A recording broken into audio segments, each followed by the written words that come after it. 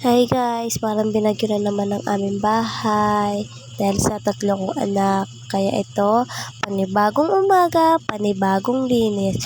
Uumpisahan ko na ang paglinis ko habang hindi pa sinusumpong ang bunso ko. At buti na lang at hindi rin sinusumpong ang dalawa niyang ate.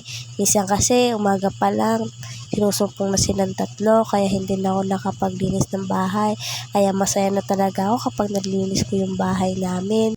Nilipat ko nga pala muna yung bunso ko sa labas at tinuyan ko muna para maligpit ko yung higaan namin. At nagwalis-walis na nga rin ako dyan at ibinawa ko na rin yung kutsyon dahil mamaya yun ko rin sila ililipat kapag maglilinis na ako sa labas namin.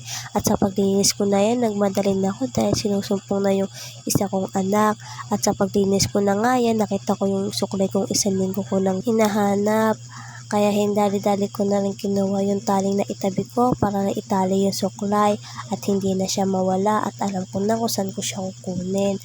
At sa pagtali ko nga na yan at paglabas ko, napakakalat talaga ng bahay.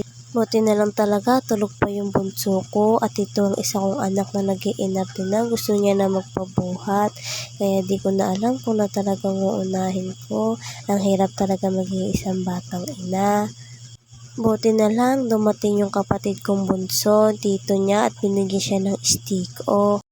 Buti na lang talaga nandiyan ang kapatid kong bunso kasi natutulungan niya na ako sa ibang gawain, sa paghuhugas at sa paghihigib. Dati kasi nung ako lang mag-isa, ako lahat ang gumagawa. Kaya napapabayaan ko na ang sarili ko. Pero yun nandiyan na ang kapatid ko, medyo naiintindi ko na rin ang sarili ko.